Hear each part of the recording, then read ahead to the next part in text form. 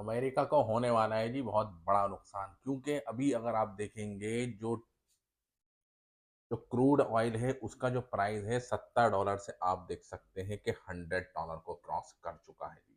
और अभी जिस तरीके से अमेरिका ने अभी अनाउंसमेंट किया है, ठीक है, कि 172 मिलियन बैरल ऑयल, ठीक है, वो अपने रिलीज करने वाला है जी अपने स्ट्रैटेजिक पेट्रोलियम रिजर्व के द्वारा। अगर उसकी बात की जाए तो उसकी जो मैक्सिमम कैपेसिटी है वो है जी 700 मिलियन बैरल, ठीक है। ये इतना अमाउंट को होल्ड कर सकता है जी, ठीक है।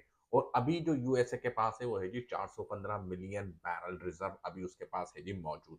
और 415 में से आप देख सकते हैं कि 172 मिलियन के करीब इसने अनाउंसमेंट कर दिया है कि भैया रिलीज करो, क्योंकि जिस तरीके से स्ट्रेट ऑफ हॉर्मूज के अंदर यानी कि मिडिल ईस्ट के अंदर, ठीक है, तो तकरीबन अगर आप देखें सऊदी अरब, ठीक, और मिडिल ईस्ट मिलाकर पर डे के हिसाब से 31 मिलियन बैरल, ठीक है, क्रूड ऑयल रिलीज करते हैं जी पर डे के हिसाब से, ठीक है।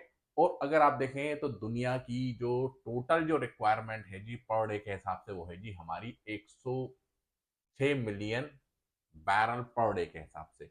और एक बैरल के अंदर अगर आप देखेंगे, ठीक है जी, एक बैरल के अंदर तकरीबन होता है जी 156 लीटर, यानी कि एक बैरल में कितना लीटर होता है जी 159 लीटर, ठीक है।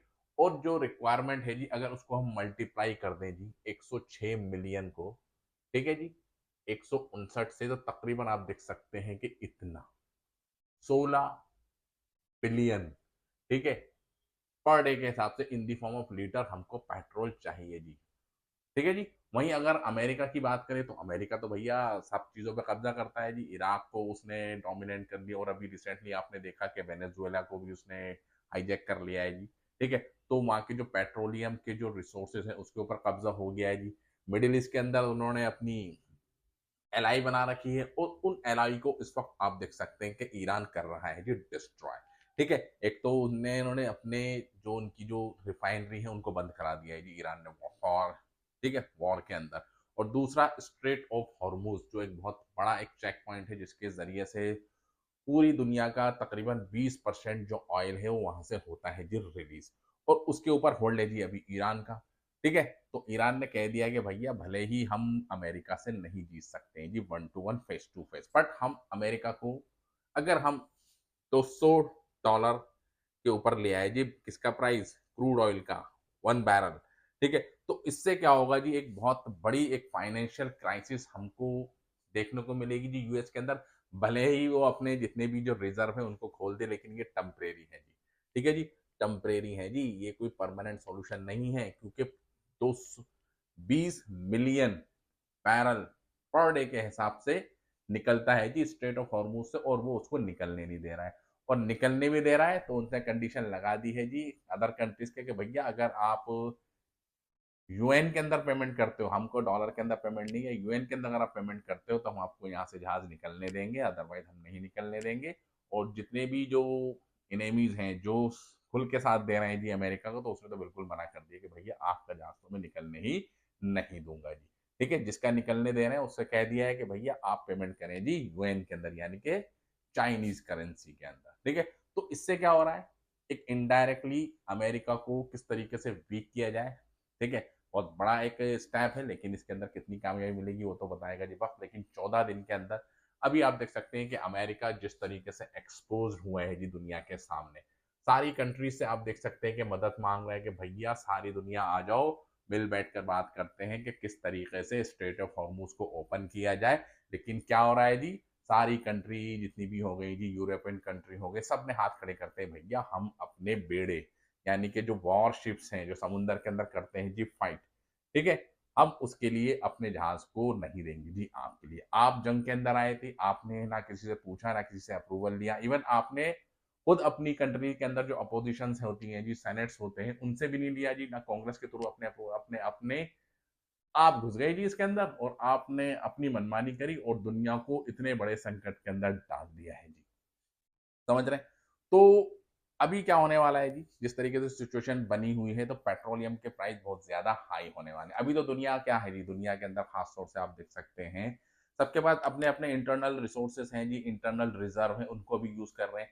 लेकिन कहानी यहाँ से अब खराब होना स्टार्ट हुई है और उसका प्रेशर अमेरिका के ऊपर बन रहा है कि भैया अगर यही कंडीशन रही आने वाले 15 दिन के अंदर और तो कहानी बहुत ज्यादा खराब हो जाएगी और सबसे ज्यादा जो टेंशन क्रिएट होगी जिस वो होगी जी अपनी चाइना को प्रॉब्लम आने वाली है जी। इंडिया को भी एक बड़े पैमाने के ऊपर प्रॉब्लम आएगी क्योंकि सारा तेल इंडिया जो ठीक है इंपोर्ट करता है वो स्ट्रेट ऑफ हॉर्मूज से करता है जी। अभी तो भले ही आप देख सकते हैं कि सिर्फ अभी गैस की मारामारी चल रही है, लेकिन जब पेट्रोल अगर महंगा होना स्टार्ट हो गया, समझ रहे हैं, क्योंकि सप्लाई नहीं आ रही है और कंडीशंस आप देख सकते हैं कि ईरान इंडिया के ऊपर लगा रहा है और डेली कुछ ना कुछ नई अपडेट निकल कर सामने आ रही हैं, तो आने वाले वक्त के अंदर एक क्राइसिस हो सकता है। क्योंकि इंडिया ने भी कहा था कि भैया हमारे पास 25 से 30 दिन तक का ही स्टॉक है ये पेट्रोल का, ठीक है, जो हम नॉर्मल तरीके से यूज कर सकते हैं। लेकिन अगर सप्लाई शॉक होगा और सप्लाई नहीं आएगी जी स्ट्रेट ऑफ हॉर्मूज के थ्रू इंडिया के अंदर, तो महंगाई बढ़ेगी और जब महंगाई बढ़ेगी तो और भी ज्यादा खतरनाक